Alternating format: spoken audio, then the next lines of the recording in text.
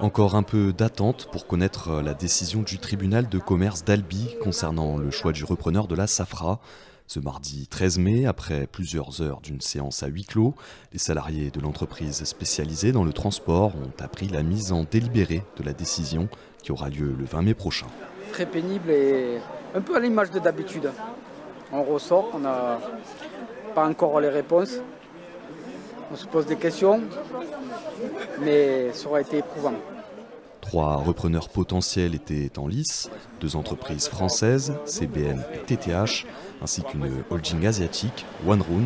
Des avis auraient déjà été prononcés, mais ne sont pas pour l'instant rendus publics en attente de la délibération. On a le droit de vous dire que du coup, il y a des avis qui ont été prononcé par l'administrateur judiciaire qui a donné un avis sur l'un des 3 candidats repreneurs.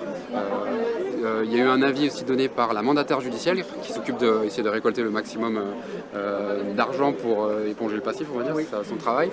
Il y a eu un avis de la procureure. Voilà. C'est les 3 qui ont donné un avis. On ne peut pas vous le donner, mais voilà, il se porte sur un des candidats. Et là maintenant, le juge a décidé de se donner une semaine de plus pour arriver à prendre une décision. Donc on l'a entendu, hein, les salariés c'est assez dur parce que nous ça fait des mois et on en a marre tous. Donc on espère juste que voilà, c'est la dernière semaine. Ça fait presque un an en fait qu'on est dans cette situation. Juin déjà on avait eu des interrogations sur les salaires, donc c'est très long pour nous tous là.